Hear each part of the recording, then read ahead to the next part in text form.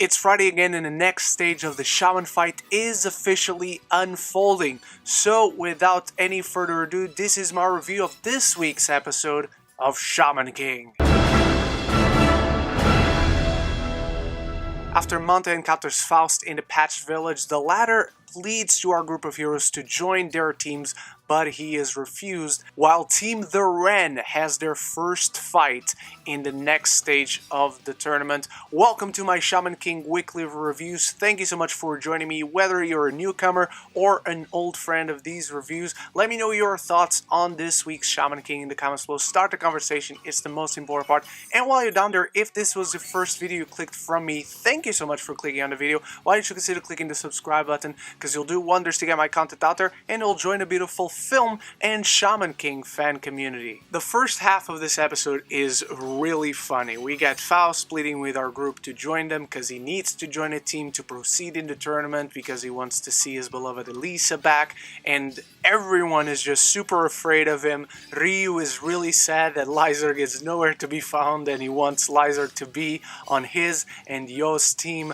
but Anna actually thinks it's a pretty good idea. What's funny is her motivation. She wants a doctor for her hot springs business, and she will make a lot of money if Faust is present in that, but everyone else is still so afraid. But in the meantime, we also get a really cool scene between Anna and Silva as she gives him the book to possibly defeat Hao, and they have this really interesting conversation which basically plays with the power status of both. And Anna in the scene alone, not to mention what the show has been building her as thus far, has officially, I think, been established as one of the most essential and powerful characters in the show that will absolutely be needed to defeat Hao. To the point where even Silva is shocked that she has been able to tame the Shikigami of Hao, and he questions exactly what Anna is, and she kind of waxes philosophically about how Yo, being the Shaman King, he's the one that connects this human world to the spirit world, but she is the one that is first and foremost in contact with the spirits.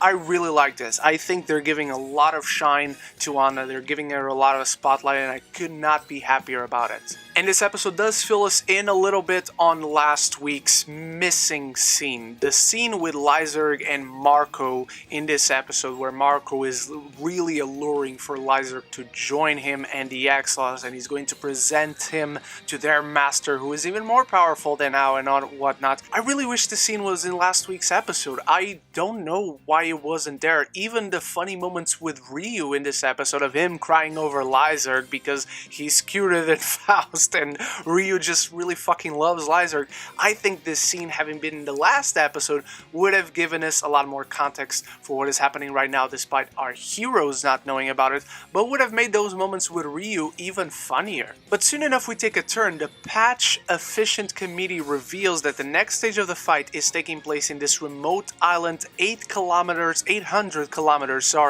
outside of Tokyo, and so they just went to America to be taken back to, well, near Tokyo, not exactly Tokyo. There's a really cool moment where they're flying into that island and Ren looks to the side and his family is all there in their airplanes.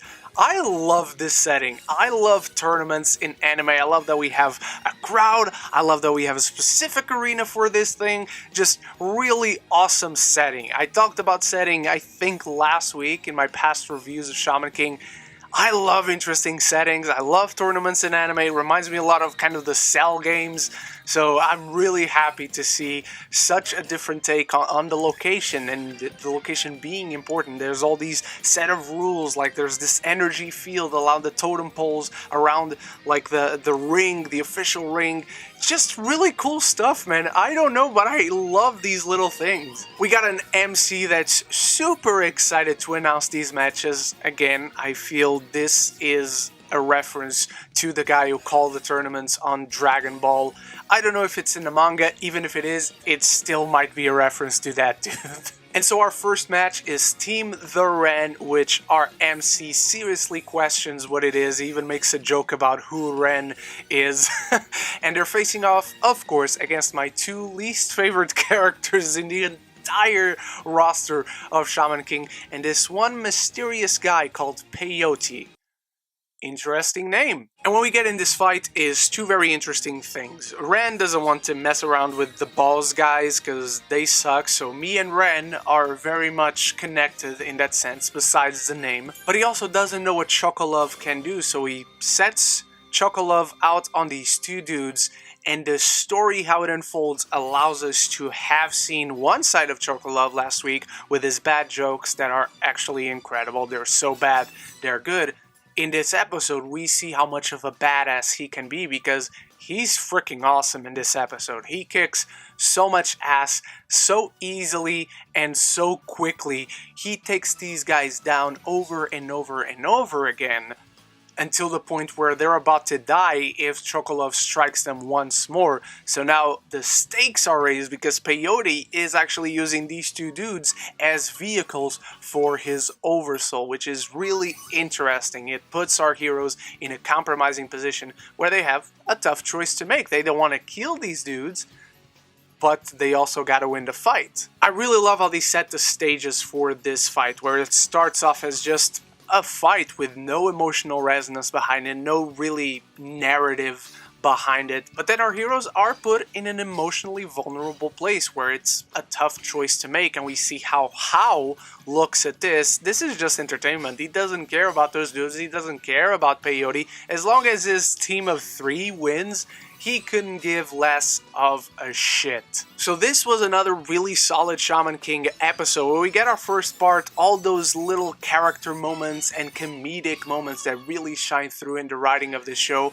but then we get to the cool action and all that cool stuff that we're here to really see. That's obviously the main event, that's the main dish, but this episode really balances all those elements really well, and it advances the story while injecting some really good narrative momentum into the actual fight. And so those are my thoughts on this week's Shaman King. I think I said everything I wanted to say. I really like the location. I like that we get to see the badass side of Chocolove. I like they already introduced the little seeds of story that will lead into Faust joining Ryu and Yo. So this episode just does exactly what it has to do. It went by like a breeze really quickly, so I cannot wait for next week already. Thank you so much for watching, everyone, and don't forget to let me know your thoughts on this week's Shaman King all down there in the comments below. And if you're still watching but this was your first video, still clicking that button, because if you're still watching, you enjoyed it on some level. Thank you so much for watching. You are the best. Stay tuned for many more reviews to come very soon. I hope to see you there. And so until the next one, love each other and love the movies.